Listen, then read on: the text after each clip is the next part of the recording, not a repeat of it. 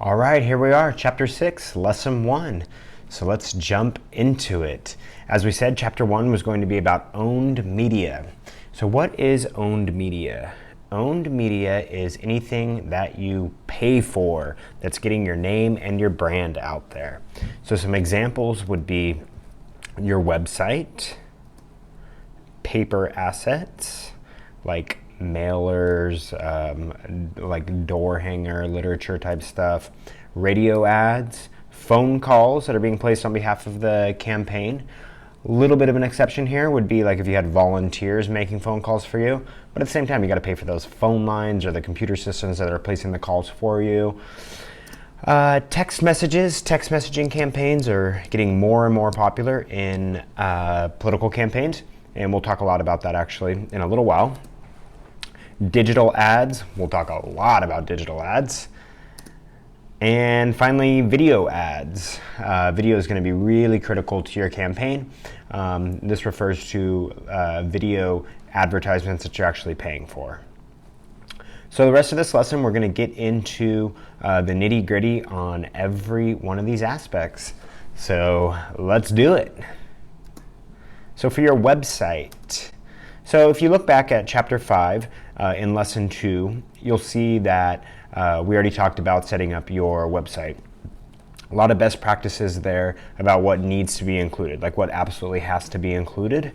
And some of those were like a biography about you, a link for people to donate, email or texting sign-up form. And yeah, so we talked all about this. If you need a little refresh, or maybe you're skipping around in the course, not going straight through it, see Chapter 5, Lesson 2, talk all about website and show some good examples of websites too. And of course you need to have a page that's all about the issues that are facing your community and clearly defining your stance on them. And also showing upcoming events that the campaign is having. So, for here, the point is to add a blog. We didn't talk about this previously at all, but something that you will need for advertising, and that's why I wanted to include it here, so I didn't muddy the waters previously. For advertising purposes, you're going to need a blog. You're probably thinking, isn't a blog where you just write like, "Dear Diary, today I ate Mexican food"? No, it's more than that. I'm so stupid. It's more than that, and blogs are super critical to digital advertising today, and I'll show you how all of that incorporates actually at the end of this chapter in Lesson 4, show you how all that comes together. But for now, you know that we're going to take the website that we talked about in Chapter 5, Lesson 2, and we're going to add a blog onto it. So stay tuned, very exciting. So the next bot media I want to talk about is paper assets. So common paper assets of a campaign include a mailer like this. Like, look at that grumpy lady there. "Our healthcare system is broken." I don't know who that grumpy lady is. I'm assuming it's Vicki Jensen. But this is obviously like a hit piece against her. So mailer, paper asset is there. And then these other ones are similar. This is like a lit drop, a common lit drop. So that is really just you're going from doing door-to-door canvassing. It's something that you hand out. Or maybe you have a table set up at a community event, and these are the handouts that people can take from you. And then similar to a lit drop is like an iteration of that, a door hanger. So these are super critical in traditional GOTV, get out the vote, portions of campaigns. You're going to hear that a lot, GOTV, get out the vote.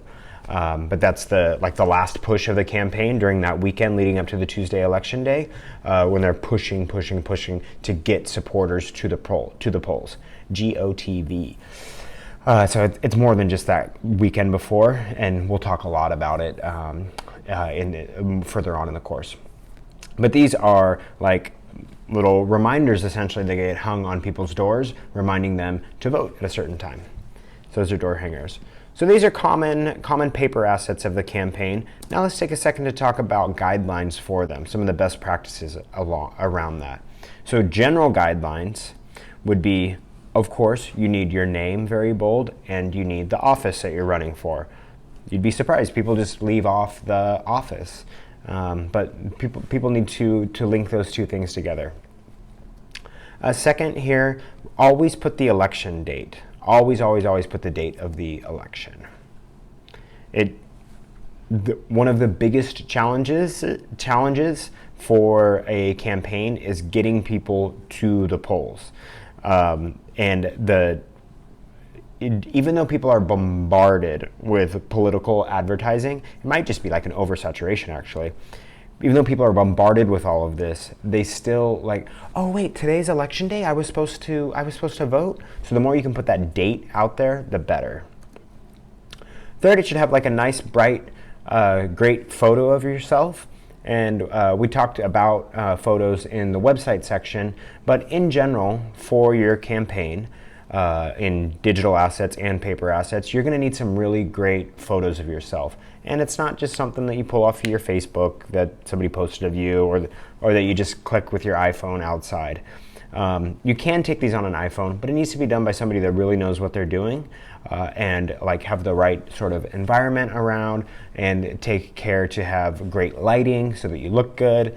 So you really need a great set of photos of yourself. And that's something that gets included here for the paper assets. So fourth, you say while you're running. This is where you give the pitches that we talked about way back in, I guess it was chapter 2, about issues, and then developing your campaign message from that. So you use one of those like 1-minute versions or the 30-second version, or lift pieces out of those, and those are what go on your mailers. And another general guideline here is to just keep it clean and keep it simple. It's really easy to keep adding to these and adding to these, and as you're tweaking everything, you're like, oh, this is looking great, it looks so sharp. And then when a fresh pair of eyes come and look at it, they're like, oh my God, this thing's a mess. Like, there's so much on here.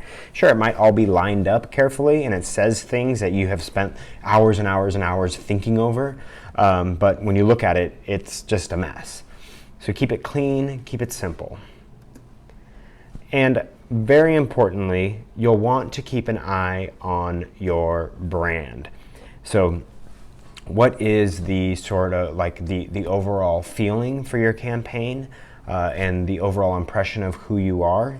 You need to be very consistent with that. So every time you produce an asset, like a paper asset, make sure that you take a look at your campaign message. Look at your like 2-minute, 1-minute, 30 seconds pitches, and think to yourself, like, what is the emotion that I'm invoking here? What are the principles that I really care about? And then think, like, is this in line with my brand? And now that we're talking about media and communications that your campaign is developing, now is a perfect time to cover brand a little more in depth. And we started to touch on this in the website conversation, but now want to really drive it home that when you're creating communications and media and like assets for your campaign, there needs to be a consistent theme across the entire thing, a consistent brand. So if you are, a good example here, if you're running for supervisor in Sonoma County in Northern California, where most voters really, really, really care about the environment, and you want to talk a lot about the environment, then maybe your campaign branding emulates the environment. So maybe you use some like warm browns and an accent of like golds and dark forest greens so that it elicits the forest and the redwoods. Or maybe you talk a lot about preserving the ocean line in your community. So your campaign colors and the brand and look and feel of everything is like an ocean blue with like a sand beige color with it and white. You guys get where I'm going with this. So it's the words that are used, it's the colors that go along with everything. If you're using like big bold words on pages, then maybe you're trying to say that you have like big, bold ideas.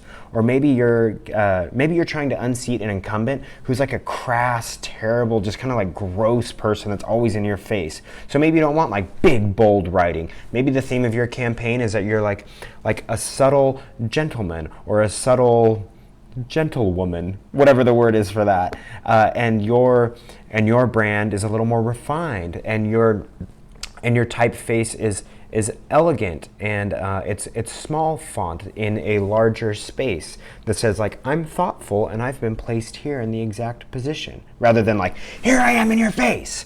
So you guys get where I'm trying to go with this. Always have an eye on your brand when you're creating all of these communications, all media that your campaign is putting out there. So just wanted to call out again here that you should put your website or like a number to text to the campaign on everything. So we are living in a digital world. People were saying that 10 years ago. We are living in a digital world. People were saying that 20 years ago. If you don't get that yet, then like wake up. Every single like piece of paper that you have, there needs to be like www. Like whatever your website is, people need a digital landing spot of where to go. And even showing a website is getting a little bit old school. I think you should include it. We're not past it yet. You should include the URL to your website on everything. But it's also very easy for people to just text something. So you'll notice when you watch political speeches and like political rallies from the 2016 election and lots of other campaigns, they're like on the front of the podium, it'll say like Christopher Moore for president, make America gay again. Text 36421 to blah, blah, blah, blah, blah. That's a way to like easily get people into the digital fold of your campaign. So you need to look for those like hooks that hook people out of the real world and out of traditional media like paper and linked into your digital world. Because once they're in your digital world and they've signed up for different like email lists or text lists, then you can solicit them. Then it becomes like an ongoing relationship rather than like one way pushing information out from them that goes into a black hole that you don't see anymore. Because when you take this mailer and send it to somebody, it's gone forever. But when somebody gives you their email address or texts you, they stay in the fold. You can keep on harassing them. And by harassing them, I mean asking them for money and asking them to come volunteer for your campaign. So another very important thing to call out here is legal compliance. So if your all of your mailers that go out, any kind of like signs that you create, there probably are legal guidelines like codified in your state that say exactly how those things are supposed to work. Like, for example, you can't send out a like political mailer for a California State Assembly or California State Senate race, or really any race in California at the state level that doesn't say who paid for it. And so if it needs to say paid for by the campaign to elect Chris Moore to Sutter County Supervisor, it can't say that in like 0.5 point font. Like it has to say at a certain size. It has to be like visible to the regular eye or whatever the code is. And I can't provide that for everybody because it's different in lots of different states. All I can say is that check out we've talked previously about campaign guides that are available from your elections office. Those people are there to help. So you can ask them questions. If you can't find the information yourself on their website, call them up and ask them. There's probably other guides online that you can find. But at the end of the day, if you're unsure about anything at all, you should talk to a political lawyer about it or some sort of compliance officer about it. But since we're a tight-knit community here and we want to help each other out, it would be really great if you guys could do a little like community call out here. So do you have any useful guidelines for your jurisdiction? So if you've come across anything, or maybe you want to hit pause right now and pull up what you do have available or go find it, it would be really great for our whole community here that's taking this course to see what you've come across. So in the comments section, why don't you throw it in there, and then we can all benefit from it. So one more like pro tip here for you guys. When you're looking at paper assets, think of, or when you're creating paper assets, think of a 3-second audience, a 10-second audience, and then the audience that are the readers. So the readers would be a nerd like me that loves this stuff. If I get a political mailer, you bet you I'm reading through that whole thing because I want to see who this person is. I want to see how they craft their statements. I want to pick it apart and say, well, this is stupid. They shouldn't have done it this way, or this was really brilliant. I'm glad they did it like that. So for your 3-second audience, it's somebody that literally is going to look at it. 1, 2, 3, trash can. 10-second audience, they get to the 3 seconds and like, oh, what is this? Oh, and then they look at it a little bit more and then trash can. So in that 3-second audience, what do you want them to see? You want them to see your name, the office you're running for, and then maybe a glimpse of what you stand for and what you're going to be what your campaign is all about. So that's really, really, really tough. So that means maybe in a mailer, it looks like, Chris Moore, President of the United States of America, 2040, vote November 7th, 2040, whatever, the date. And then it just says accountability and patriotism, whatever, just like that little 2-word, 3-word summary, the really gist of your campaign that you, whatever that word or 2 words are that you want to ignite in people when they see it. That's the 3-second audience. 10-second audience would be the 1-sentence pitch. So it'd be your name, date, and then maybe the 1-sentence pitch that goes after that. And then for the readers, you're going to have a section that's smaller print, not as obvious to the eye, where people can read a little bit more about who you are and what you stand for and what you're doing with your campaign. So that's it for paper assets. Let's go on here to radio ads. Big takeaway is don't do them. I don't think that they're useful in local campaigns. Every jurisdiction is different. Feel free to ask around, maybe some people that that have run for office before. Maybe they claim that it was really great for them and maybe your community is unique. I don't think that they are valuable. But let's say you get a really, really, really cheap deal on them and you're able to put some radio ads out there. What are best practices about it? So of course, think about your tone and your brand in the words that you say, the way that it's written. It needs to be perfectly on point with your campaign. So just because it's just words that are going over the radio doesn't mean you can't think about the brand. So be very careful about the word choice. The word choice is also important to think about in that don't use words that are going to be hard to understand over the radio. So maybe there's a really great word that summarizes what you're trying to, if you're trying to say, I will fix infrastructure, public-private partnerships develop perfect infrastructure in Indiana. Public-private partnerships develop perfect infrastructure in Indiana. That's kind of hard to understand. So maybe it's Chris Moore for Indiana because we need better infrastructure. That's it's clearer to understand than public-private partnerships are prosperous people in Indiana. Just be very cognizant of the words.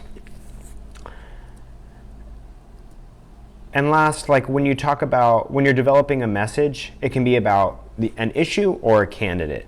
So if you wanted to have an ad be all about one single issue, then you'll want to just give the name of the candidate at the end. And so it's going to be a little bit more policy wonky and talking about just that one issue. The reason I wanted to put this in here is because a lot of candidates running for office might only think to do advertising. This applies to all advertising we're going to talk about. Do advertising that's just about their campaign. Hi, I'm Chris Moore, and here's what I've done. When in reality, if you know that it's just one big issue that's going to totally decide this campaign, then make an ad that's completely and totally about that issue. Then at the very end, it's hey, I'm Chris Moore, and I totally support revitalizing our infrastructure. Other candidates don't. Vote for me. It's you can feel free to make an ad that's only about a single issue. And then, of course, you can make ads that are just about the candidate. So that's true for the radio, and it's true for other ads we'll be talking about. Okay, so let's talk phone calls, and in particular, robocalls. Look at Screech over here with his nerdy planets on his wall, his Albert Einstein poster. You guys remember that robot? Oh, Saved by the Bell was the best. Can you tell I'm a 90s kid? Big time. So robocalls. You guys know what robocalls are? Of course you do. Like, it's when you pick up the phone and it's somebody saying, hey, this is Bill Clinton, President of the United States. Did you know that Barack Obama is on the ballot on Tuesday? Make sure you get out there and vote. So these were really popular. I think that they're waning in popularity, probably because the public just generally hates them and they're not that effective anymore. I've run some robocalls before. They're really, really cheap to run now, and there's different methods of reaching a lot of voters very easily. But at the same time, voters hate them, as I said, and there's like the opportunity cost of placing robocalls it's just too high when that money could also be spent on like digital advertising or even like text message campaigns where you know you're going to be reaching the voter a lot more effectively. So robocalls, I'm just going to recommend that you not do them, period.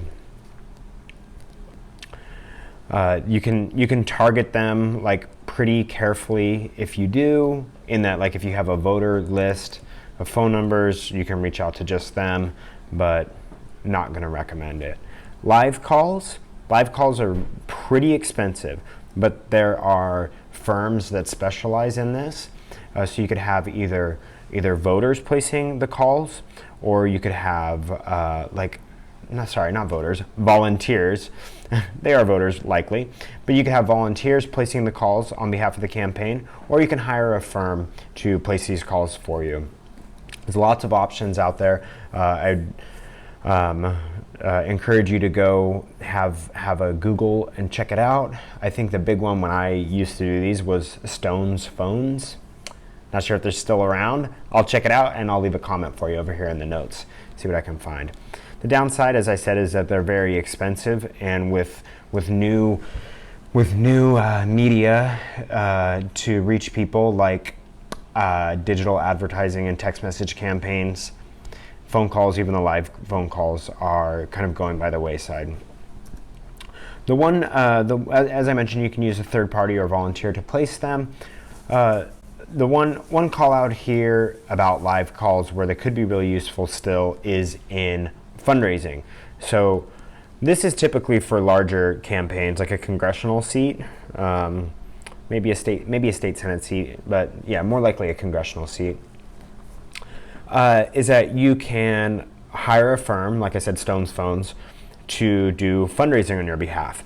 And so first of all, the people that they have in the call center doing the fundraising are 1,000,000 times more skilled at it than a volunteer. Asking a volunteer to call a stranger and ask them for money, it's just not good. The volunteer is not good at it. It's super nerve-wracking and uncomfortable for the volunteer, and it's really not that effective at the end of the day.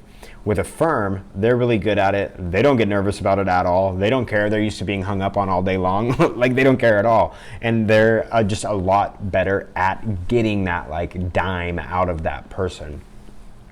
So if you're able to hire a firm to do fundraising for you, and the cost of hiring the firm is less than the amount of money they're raising for you, then obviously that makes economic sense to hire that firm and continue doing that. So that's it for phone calls. Let's talk about digital ads. So the big kings here, Google and Facebook. That's why I have them up over here. So let's get into this. Like, what are digital ads? So these are ads that you see either like on the sides of websites or in your social media feed. And it could be anything under the sun. And as you guys probably know, these these ads are pretty targeted to things that you've been searching around on the internet about, or things that you comment and talk about on social media. It's because the internet knows you inside and out. It's creepy, but whatever, it's helpful. So the big advantage of digital advertising is that it can be highly, highly targeted. You can say, hey, I only want to run advertisements to the zip code 90210, and I only want to target women that are 36 years old to 45 years old, and ones that liked the page Hillary Clinton. Liked the Facebook page Hillary Clinton. You can run advertising that targeted, which obviously is very, very helpful to a campaign. They're also extremely cheap. The number of people that you can reach in digital advertising is insanely cheap compared to what it would cost to send a direct mail piece to someone or to place a phone call to them.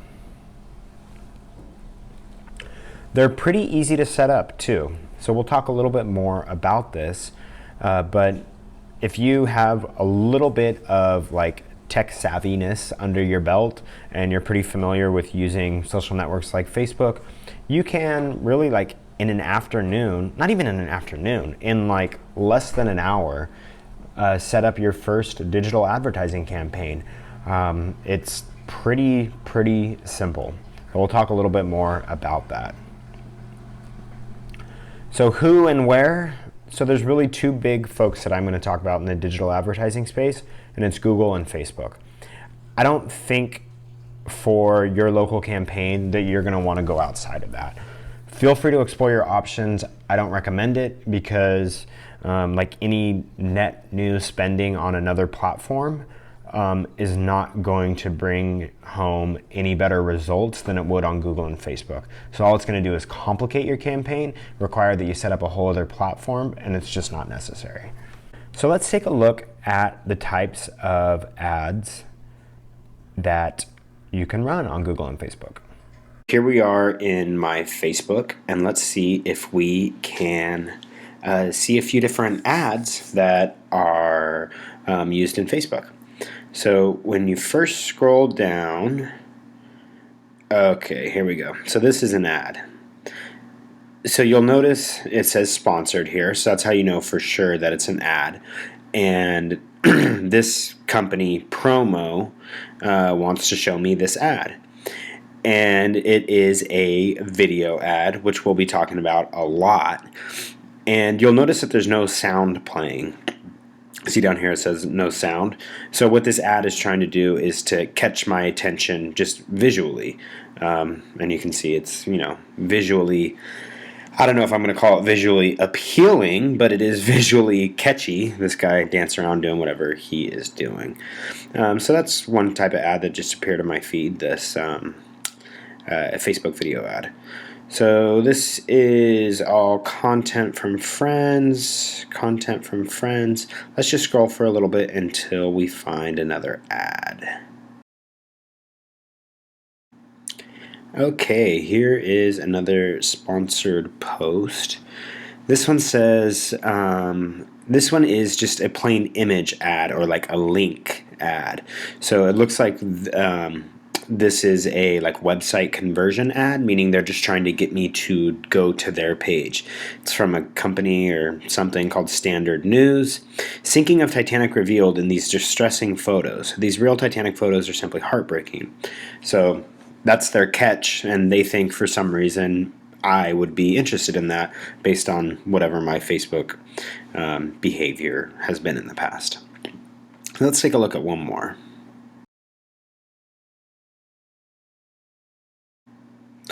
Okay, here's another sponsored post from Printful, Custom Printing and Warehousing.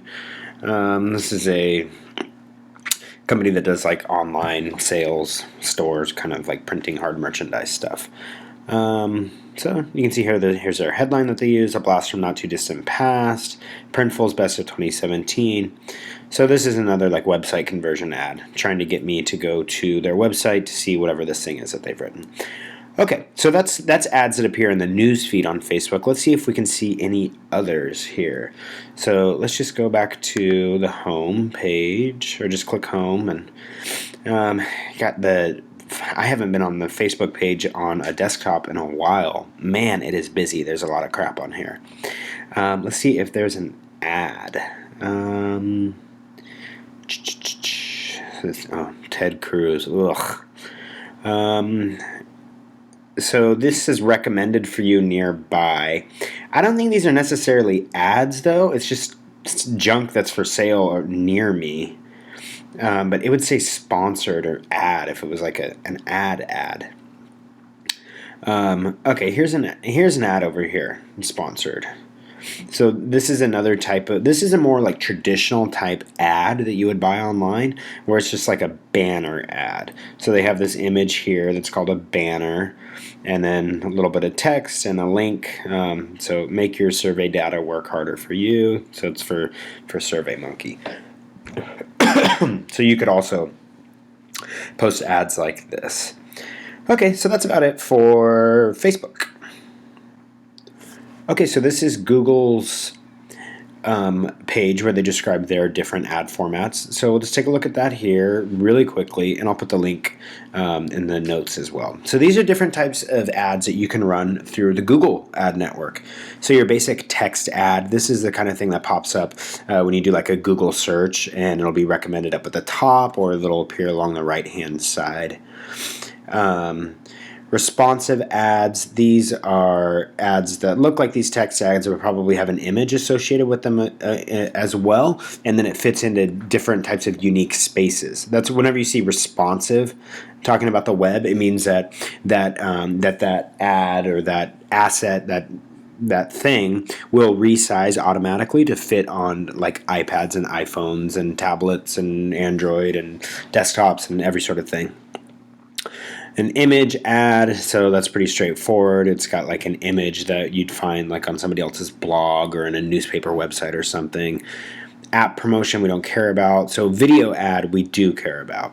So this is, so in my strategy that I'm recommending to you, I'm going to recommend that if you run ads via Google, that you do it as video ads and that they show up on YouTube. So that's, you might want to run some like website conversion ads or something that also look, like this, or like little image banner ads that pop up here and there. But primarily, I'm going to recommend that you guys run video ads that run on YouTube, and then probably other places within their ad network. So you'll notice that this little video ad, this little preview here, doesn't really look like YouTube, and it says down here very faintly, ads by Google. So what this means that this is like a pop-up video ad that's running God knows where. Google has its like tentacles in all parts of the web, and as you probably know, video advertisements run all over the place. But we're going to focus on YouTube in our strategy. So let's see if there's anything else here real quickly. No.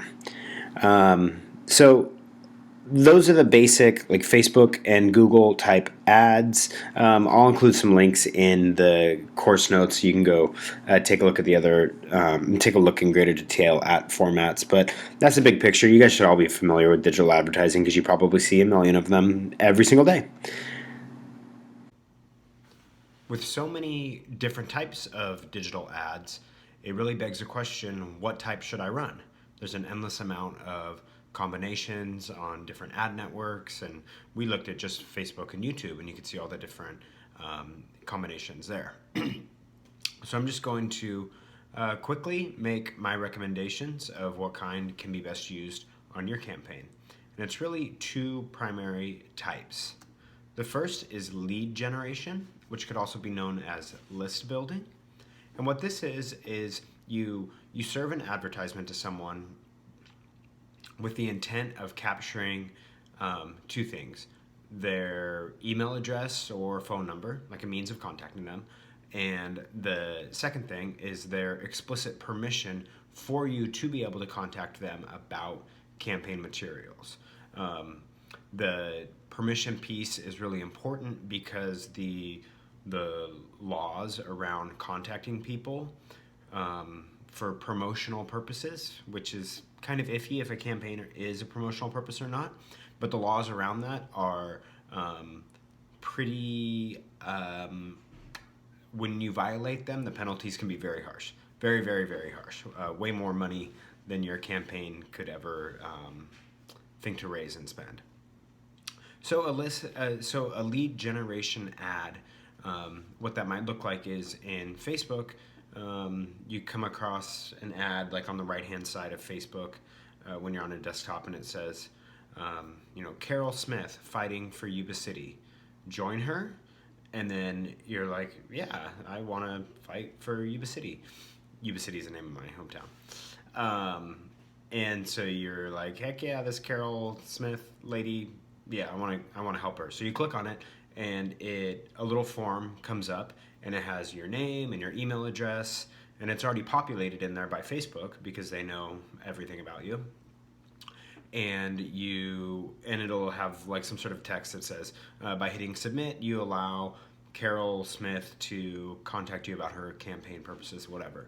You hit submit, and then it automatically tells Carol Smith's campaign, hey, here's someone that's signing up to be on your email distribution list. So that's a lead generation or list building ad in a nutshell. The second type of digital ad that I'd recommend that you run is video. So these are like TV commercials, but don't go on TV. We spoke previously in this lesson about how I don't recommend running TV ads for a local campaign.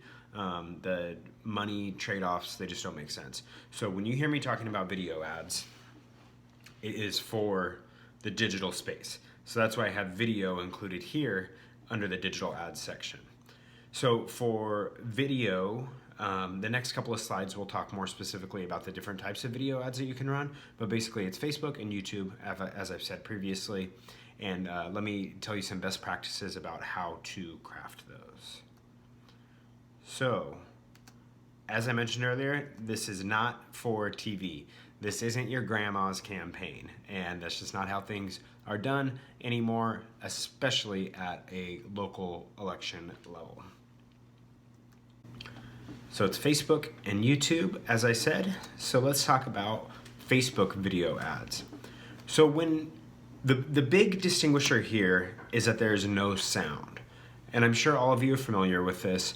You're scrolling through your Facebook feed on your phone and you come across a video. And maybe it's like a cute little cat meowing, and a little kitten, like a little teensy tiny kitten, and it's going like,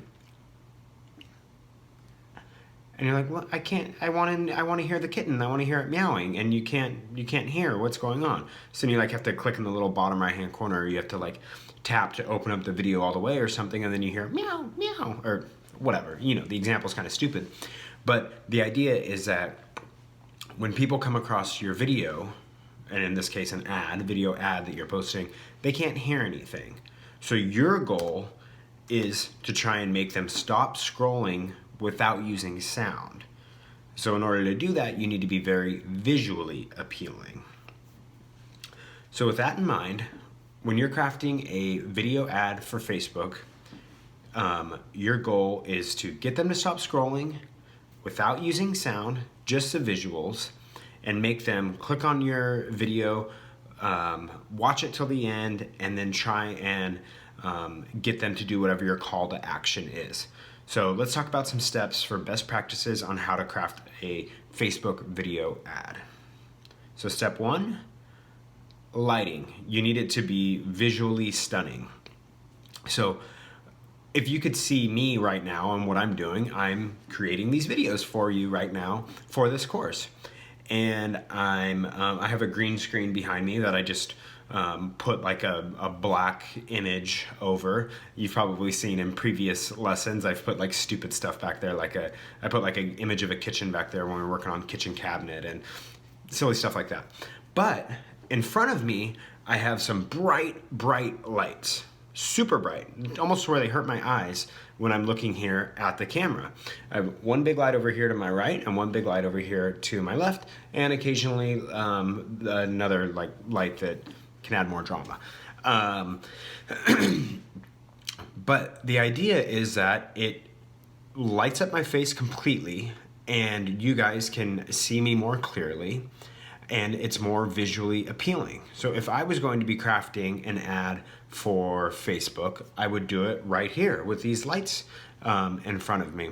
I might not use a green screen with like a blacked out background. I might just do it in my apartment with like my couch and tables and, you know, more natural looking setting. But I would definitely have these bright lights up here because it's just a more, it makes you look better. Everything's brighter and your face and how expressive it is gets caught by the camera. So step 2, think of a headline. So the headline is when you're going through the Facebook feed and you come to the video, up above it, you know, it'll say like Chris Moore for Congress. And then below that is like the post, like writing, like if you wrote a post on Facebook, what it would actually say right there. So let's say that I'm running for Congress and I'm creating an ad that's trying to get people to know how much I care about the environment. So you'll see like Chris Moore for Congress, and then the headline, the catchy headline that I'll write is New York City parks being destroyed right before us. Does anybody care? That's like kind of whoa and catchy because everybody loves New York City's parks, and I don't think they're being destroyed. I'm just kind of making it up. But it's something that's catchy, will catch people's attention. Step 3 is you want to be stimulating from the start. So your video should, I'm not sure if you guys see advertisements like this. I spend a lot of time researching best ways to market digital products like this course via Facebook. So I think because I look so much of that stuff up, I get a lot of advertising about that. So I'm constantly getting advertisements, video advertisements in my Facebook feed from online entrepreneurs that are experts at marketing via social media. And all of them do the same thing. And it's something that I'm going to recommend to you right now. When you're scrolling through, the second their video advertisement pops up in my feed, they're going like this.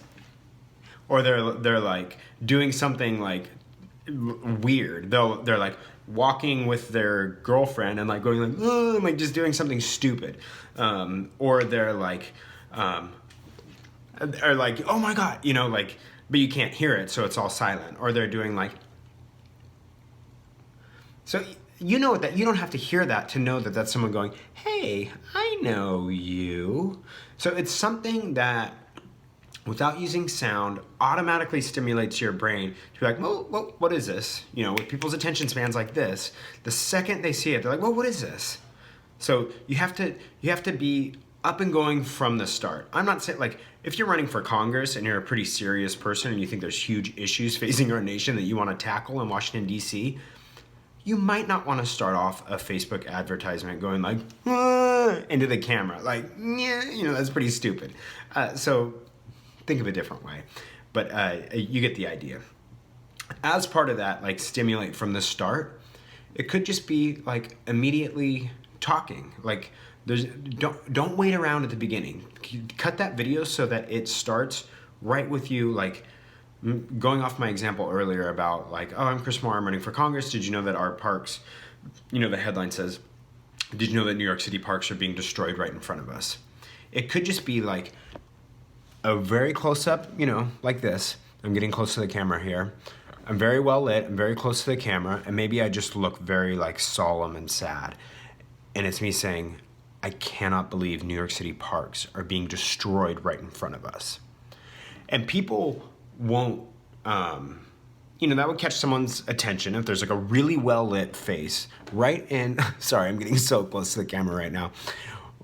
A really well lit face like mine is right now, right in the camera, and it looks sad and solemn and saying, did you know? That catches people's attention. And then here across the bottom, there will be closed captioning. So I'll talk about that more later. But so you can't hear the words, and I'm sure all of you guys have seen this in your Facebook feeds. You can't hear the words that the people are saying, but you can read them across the bottom. So stimulate from the start, that's step 3. Step 4 is that there needs to be a call to action. So why are you making this video? It's not just to say like, parks are being destroyed and that sucks. You're saying, parks are being destroyed and that sucks. That's something I really, really care about, and it's something that I'm using to get your attention. And then you have a call to action. Maybe that call to action is to go sign up to volunteer for your campaign because you're fighting to save those parks. Maybe it's something that's not quite so obviously self-serving to your campaign, and that it's just like, go sign up with like the Conservation Corps as they're doing like park rehabilitation, or maybe you're doing something that's more of like a public awareness and like a PR driver type call to action. But every single video or ad needs to have a call to action. It's probably going to be donating or signing up to work on your campaign, but that's the way that it goes. So step 5, as I mentioned earlier, is to add closed captions. So when you upload a video into Facebook, it'll take a little while for the video to process, and then you can go and add closed captioning to it. Facebook has software built in that will automatically listen to your video and then put the closed captioning across the bottom here. And then you just go through and make sure that all the timings match, and then make sure that the closed captioning is correct, because it'll, like if I said New York City parks are being destroyed, it might say like Newark, like Newark, New Jersey, Newark, shitty parks are freeing, like it can mess up the words a little bit. So that's it for my recommended tips for best practices on creating Facebook video ads. And now let's talk about YouTube. So the big difference with YouTube is that they are forced to watch the first 5 seconds of your ad. And I'm sure that all of you guys have seen ads like this on YouTube. You're like, oh cool, I'm gonna go listen to my favorite song. And so you click on that link to listen to On Bended Knee by Boyz II Men. And you're like, oh, all geared up to hear this R&B magic from 1990s. And then you see like an advertisement and you're like, ah. And you're just waiting for that little like clock countdown in the bottom right hand corner to go through so you can click on it to skip forward. Well, that's the kind of ad that we're talking about. And the big distinguishing factor here is that there is, or what's different from Facebook is that there is sound, and they're forced to watch the first like 5 seconds of it. So your overarching goal for this is, number 1, make a point right away. So you have 5 seconds to make a point and they're forced to watch it. That's pretty cool. Second goal is to make them want to keep watching. So how do you do this? How do you create a 5-second ad, or at least 5-second beginning to an ad, that makes a point and keeps them watching? So step 1, like I said before, lighting visually stunning. If it's of your face, super well lit, like I was just talking about. Maybe it's a very, very beautiful place. It is a part of your district that's super beautiful. Maybe it's a part of your district that's covered with trash, and there's a large like homeless population, or there's like drug addicts in the streets in part of your district, or something that's very jarring like that. You use visually stunning imagery to shock people a little bit. And then, of course, you have 5 seconds to get your name and the office you're running for on people's mind, so use it. So say that right away, your name and office you're running for. And as I mentioned about like lighting and visually stunning, you can grab their attention with a local cue, a local visual cue, and or auditory cue. But the reason I'm recommending YouTube and these 5-second ads is YouTube has a very wide-ranging viewership. So if you're talking about Facebook, yeah, everybody's on Facebook, sort of. But like, take your like 60-year-old man. Is a 60-year-old man today going to be on Facebook spending a lot of time on there? Yeah, a good chunk of them are. 60-year-old women? Yeah, a lot more so. But there are segments of the population that certainly look at YouTube that don't look at Facebook, and are less likely to be on social media networks and just browsing the internet in general as they are on YouTube. So that's why I'm recommending this, recommending YouTube here. And furthermore, I don't know how much time any of you folks spend on YouTube, but you don't receive localized video ads on YouTube, which is really surprising to me because it's affordable and you can tailor the ads to people's specific interests and to specific types of people and to specific geographies. So I really don't know why. I've looked this up. I've tried to get a good answer, but I do not understand why local businesses are not advertising on YouTube more. Like when I was growing up and when watching TV was more of a thing, you would watch TV and there'd be, your big mainstream commercials for your like big movies that are going to come out, or like get an American Express credit card, or like go shop at, whatever, this like huge store, Target. And then there was always a little chunk that were local ads, local commercials. You'd see an ad for like, what was like Bonnie Plumbing. I think that was one in Sacramento, or there was some big law firm in Sacramento. It was like dial 444-4444, something like that. But it was local advertising. That isn't happening today on YouTube, but it can, and it's really affordable, and you can hit exactly who you want to hit. So that's what I'm recommending for your campaign, is to do that on YouTube. And what better way to show that you are a local person than showing local scenery or talking about something that only local folks would know. So if I was running in Yuba City for Sutter County Supervisor, my hometown, then maybe my YouTube ad starts out with me standing in front of the Sutter Buttes. The Sutter Buttes are this little mountain range. And by little, I mean like I think it is officially the world's smallest mountain range, and it's part of Yuba City, Sutter County area. Very recognizable, very, very recognizable, very beautiful. So if it was me, I was really well lit, and you see the Sutter Buttes behind me at sunset, that is something that people from Yuba City recognize immediately. And it says like, this is my hometown, this is somebody that knows my hometown, and they really love it. It's just that symbol of like when people talk about loving Yuba City, California, and loving being from there, they see the buttes with the sun setting behind it. It's something that everybody sees. So I would include that.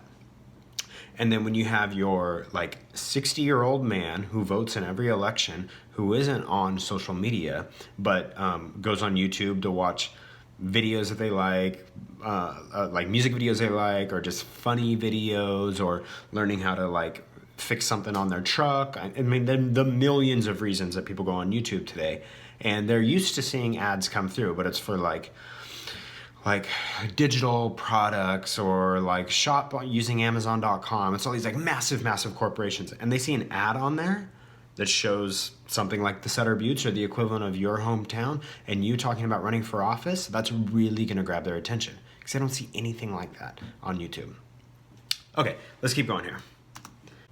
And step 4, there needs to be a call to action. Just like I said previously, every single ad you put out, there needs to be a call to action. What are you trying to get people to do? So that is the end for lesson 1 in chapter 6. Oh, I know you guys are probably exhausted. I'm exhausted from doing this. If you notice the wardrobe change, that's because I had to split this video up in a couple different sections to get it all recorded and put out here for you guys. So I know that there's a ton to digest here. Go back and take a look at the video again, the parts that are most interesting to you. And any questions you have, put them over in the comments. We'll have a big, robust discussion over here talking about all of this.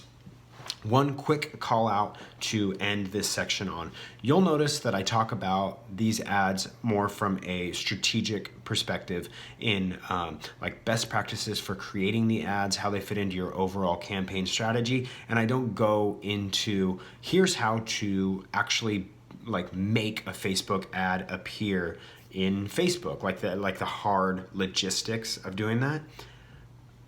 Number one, I know how to do it. I've created tons of Facebook ads, just in case anyone's wondering. Two, if I did that for every single part of the advertising section of this course, it would be an entire course on its own. So that's one point. A second point, there are countless videos out there that walk through anything and everything you would ever want to do for advertising on social media. So just I'll provide links in the notes here on this section of good how-to videos about how to just launch a simple Facebook ad. But it's very straightforward, very user-friendly, and there are so many online entrepreneurs, like social media marketing guru people that just totally live for creating these how-to videos, and it's a way that they get customers through the door to get their products that they're selling online. So there is an insane overload of how-to videos on YouTube about how to do anything social media marketing wise that you would want to do. So since it's not my expertise, I'm going to leave it to the experts, and I'll refer you to those videos as fit. And then a benefit to that is that I can more easily update that in the course notes as the platforms change, because Facebook, the platform changes so much, and that way we can stay more up to date over there. All right, guys, thanks so much, and we'll catch you in lesson 2 in just a minute. Thanks.